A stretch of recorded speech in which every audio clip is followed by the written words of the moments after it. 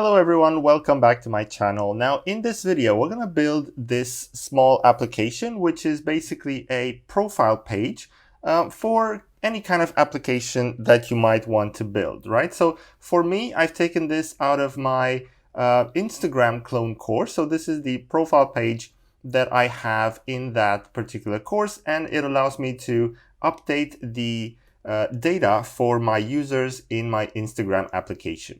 Now, what we're going to build here is we're going to build these three fields for username, name, and bio. Okay, so you can edit those. Alex or John, you can say, right? You can update the profile image, so you can choose an image from your device and upload that. And then we have a couple of buttons here at the top, save and cancel. Now, we don't actually do anything in these buttons. We simply pop out a message here, but you can, of course, link this to whatever your application requires. And of course, we will build this whole UI, this whole interface in Jetpack Compose. Okay, so you will have a better understanding of how to build interfaces and UI components in Jetpack Compose. All right, so let's get started. So first I'm going to create a new project and make sure you choose the empty compose activity. And you can give your project any name you like. I'm going to say profile page. Okay, the name doesn't really matter, and click finish. That's going to build the project, add all the dependencies for our compose libraries and functionality, and once that is built, we will continue building the application. All right, so let's go ahead and start to implement our functionality. So first of all, I'm going to remove this composable greeting, and I'm going to create my own. I'm going to say composable fun profile screen. All right, and I'm going to call this profile screen here. Okay, and the same for my preview. All right, so now we can put everything we need inside this profile screen to build the application, build the UI. So first of all, I'm going to have here a column. And in my column, I'm going to add a modifier equals modifier dot vertical scroll. So I want to be able to scroll my UI when the keyboard is apparent, when the keyboard is on the screen, right? Because that might cover some of the UI. And in order to place something here, we need a remember scroll state. Okay, so that will allow us to scroll our screen. And then we're going to add some padding of 8.dp. Make sure you import the .dp. All right, now inside the column, we're going to build the top row with the cancel and the save buttons. Okay, so here I'm going to have a row. Here I'm going to have a modifier equals modifier dot fill max width. Okay, and I'm going to add some more padding here of 8.dp. All right, so in this row, I'm going to have two texts. So text with the first text cancel. And then I'm going to add a modifier equals modifier.clickable so that I can perform some operation on my click. Now, as I said in the description, now here we're not going to actually implement the functionality, but we just want to display a kind of a message for the user, okay? That something happened. Of course, here you can put your navigation back or anything that you might require. So in order to display that notification, I'm going to create a variable here at the top called val notification equals remember savable.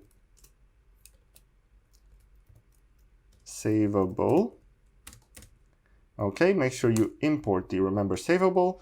And here I'm going to have a mutable state of and an empty string. So we can say if notification dot value dot is not empty. Okay, so whenever we have something in this notification variable, we can simply pop a toast dot make text, we have a local context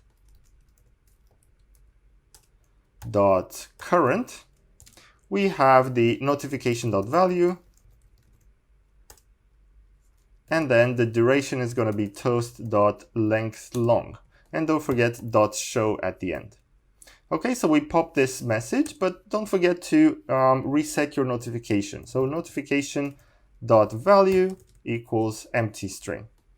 All right, so we have the toast message. So let's go ahead in my cancel clickable. I'm going to say here notification dot value is going to be canceled. Okay, so we have the text, we have the cancel, and we need a save as well. And again, a modifier equals modifier.clickable. Notification dot value is going to be profile updated. Okay, so that is looking good. However, if we simply run this code now, we will see the two text elements side by side. So let's go ahead and test that out. Because we want to have them separated, the cancel should be on the left and the save should be on the right. Okay, so this is the example that I showed you earlier. Let's skip that for now.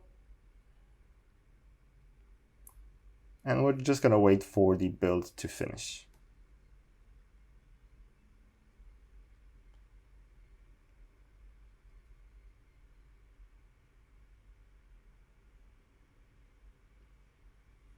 All right, so with that running, you can see that both are next to each other. Okay, so we want some separation, we want some space between these elements. So to do that, it's actually quite simple. Inside the row here, in the method call, we're going to say horizontal arrangement dot space between. And that will basically put the space between the two buttons, and we'll have one on the left and one on the right. Okay, excellent. So if we click on that, we get canceled. And if we click on save, we get profile updated.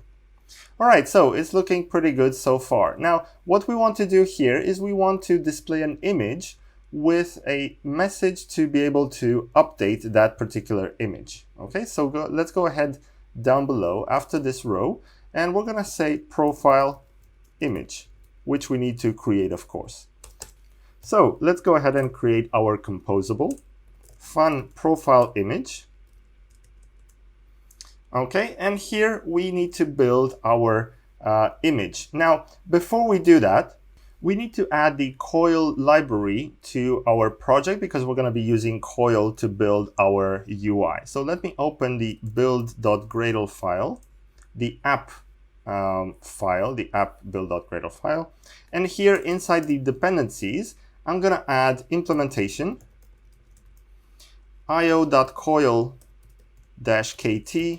coil-compose 1.3.2. Okay, so you can probably find some updated versions at some point when you're watching this video, but this one works just fine for me. So that is fine. I'm gonna keep that as it is. The synchronization has completed, so let's go ahead and build our profile image. So first of all, I'm gonna keep here a val image URI is going to be remember savable. And I'm gonna have a mutable state of empty string. Okay, so this is gonna maintain my my image URI or URL. Now, if we don't have anything here, I want to display a basic image, so a basic placeholder. So for that, I'm gonna right-click on drawable, create new vector asset, and here I'm gonna search for person and select that image here. I see user, let's say. Okay, click next and finish. So that will give us a placeholder image that we can use when the image is non-available. So down below, we're gonna say val painter equals remember image painter. This is part of coil. Okay, and inside here, we're going to have an if. So if image URI.value.isEmpty is empty, then we're going to use r.drawable.ICUser. Else, we're going to use image URI.value. Okay, so we're going to build this painter either using a placeholder or our image URI value. Now, down below, we're going to have a column with a modifier equals modifier dot padding of 8 dp, and we're going to have dot fill max width. And don't forget, we're going to have also horizontal alignment dot center horizontally. Okay, now inside here we're going to have a card. Okay, the reason we have the card is because we want that round image shape. Okay, so inside card we're going to have a shape equals circular shape. I think this is, circle shape. There it is, circle shape. And we're going to have a modifier equals modifier dot. We're going to have some padding of 8 dp. And we're going to have the size limited to 100 dp. Okay, so we have the card, and inside we can put the image. The painter obviously is going to be our painter, and the content description is going to be null. Now we're going to add here a modifier, of course, dot wrap content size. Okay. And we're going to make it clickable. And here we're going to put what we need for image selection. So we're going to do that in a second. But for now, before we forget, we're going to add here a content scale equals content scale.crop. And right down below, outside of the card, but still inside the column, we're going to put a text with the text change profile picture. Okay, so I think that's it. Let's go ahead and run the code, and this should display a default image here instead of our image. We're not going to be able to select it yet because we haven't implemented that, but we will do that right after. All right, so the application has started, and we can see here that the image is a default image, our IC user. If we click it at the moment, nothing happens. So for that, we want to be able to, when we click that, we want to pop up the image selection activity on our device. So for that, we're going to say val launcher equals remember launcher for activity result with a contract of activity result contracts dot get content. Okay, that's a function call here. And the on result, we can actually remove this for now and put it outside of the function of the, yeah. So this is going to give us a URI. Okay, URI of type URI, to be clear there, import that. All right, so URI question mark dot let. So if that is not null, we're going to say image URI dot value equals it dot toString. So what we're basically doing here is we're going to launch a activity for us to select an image. Okay, we're going to get content. We're going to specify later on what kind of content we want. And whatever URI we receive, we place it in our image value. And then this will get updated. The painter will get updated with the new value as well, right here. Okay, so that's easy enough. Let's go ahead in our clickable here. And we're just simply going to say launcher.launch, and here we need to specify the type of content that we would like to receive, and we can say image/star. So any kind of image is okay. So let's go ahead and run it. And now when we click the image, we should be able to go to the image selection and choose another image. So now we can go down here and choose this one, and it automatically updates our painter here. And that updates the image as well. So that is how that works. We have a profile image, and we can click on it and update it. All right, so now let's move on. Let's go back to our main composable here in our profile screen. And we have added a profile image. Now we want to add the functionality to update the text fields, right? So for that, we're going to go ahead and create here at the top 3 variables that are going to be var, that's going to be changeable, var name by, remember, savable, mutable, state of, and let's put here a default name. Okay, we need to import.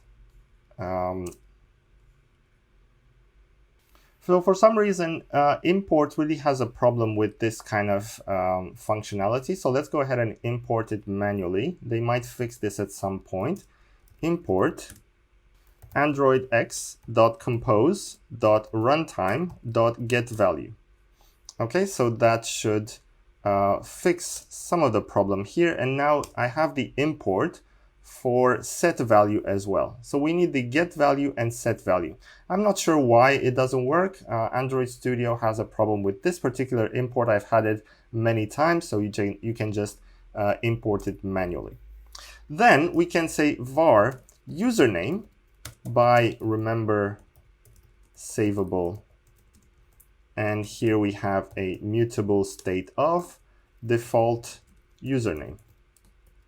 And then let's duplicate that, and we change this to bio and default bio.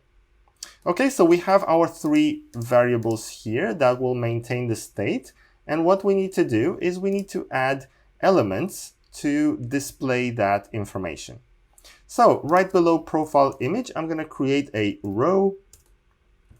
Here I'm going to have a modifier equals modifier.fillMaxWidth, and then dot padding of start is going to be 4 dp, and end is going to also be 4 dp. Right, so I have my modifier, but I would also like to add a vertical alignment dot center vertically. Okay, now inside the row, I'm going to have 2 elements. First, I'm going to have a text that simply says name and has a modifier equals modifier.width of 100 dp. And down below, well, in the UI is going to be to the right of that, but here I'm going to add a text field. Okay, the value is going to be name. The on value change, I'm going to have name equals it. And then I'm going to have another element called colors. Okay, the formatting doesn't work yet. So colors is going to have text field defaults dot text field colors. Now, all right, so if I do text field colors, it adds all the packaging here for an unknown reason. So let's just remove that, and that works fine. Okay, so text field defaults dot text field colors, and inside here I'm gonna put background color equals color dot transparent, and I'm also gonna add text color equals color dot black. Okay, so let's run the code and see what that gives us. That should basically give us a text field that has a text name and the text field with the value that can be changed. Okay, so we have the name and we have the value here. Okay, so I can change that value if I want. And we're going to add 2 more of these. So one for username and one for bio. The one for username is going to be very similar. So I'm just going to copy this and paste it once. Okay, so I'm going to have 1 row for the name and 1 row for the username. And here I'm going to have the value username, and on change is going to be username. Everything else is going to be the same. Okay, for the bio, it's going to be slightly different because for the bio, I want a text field that is larger, okay, to kind of indicate to the user that we want more information there.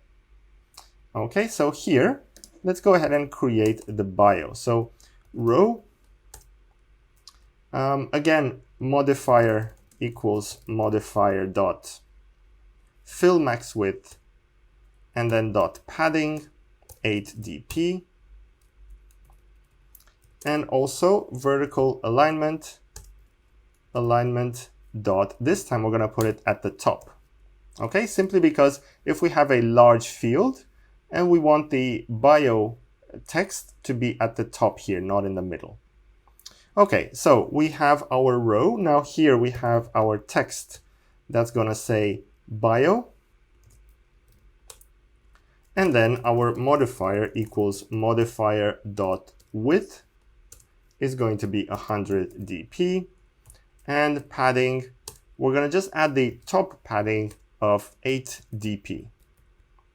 Okay, so we have our text. Now we have a text field here that has a bit more, just slightly bit more information than the regular ones that we've used previously. So the value is going to be bio. The on value change is going to be very similar, bio equals it.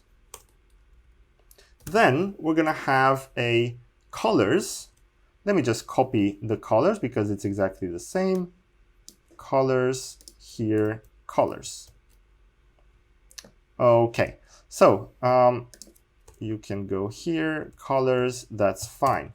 Now I'm going to have a single line equals false. Okay, I want multiple lines.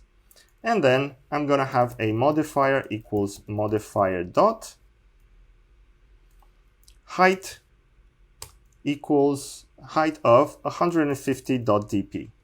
Okay, so for me, 150 dp works well. You might want to change that. The number itself doesn't really matter. So let's go ahead and run it. And then we should see the name, the username, and the bio text fields as well. All right. Right, so there we go. We have our profile picture. Okay, we have our name, Carol, and we have our username, Carol_123. And this is the profile of Carol. You can see here that I can scroll. Well, I cannot scroll. The reason I cannot scroll is because I forgot to add the scrolling capability to Android Manifest. Okay, so let's go in Android Manifest. And here, where is that? It's here in Activity. We're going to add Window Soft Input Mode, Adjust Resize. Okay, so let's go ahead and do that, run that application. And now we should be able to scroll when we have the keyboard appear on the screen.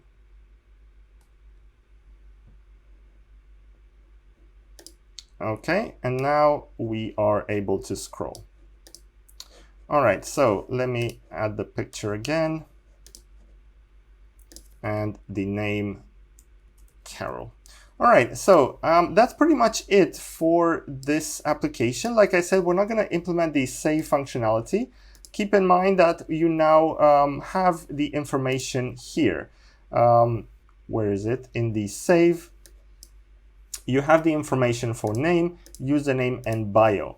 And again here, down below where you receive that URI in the launcher, here you can do whatever processing you need with that URI. You can send it to a storage, to a database. You can call a online service, whatever you need to do. You have the URI for that particular image.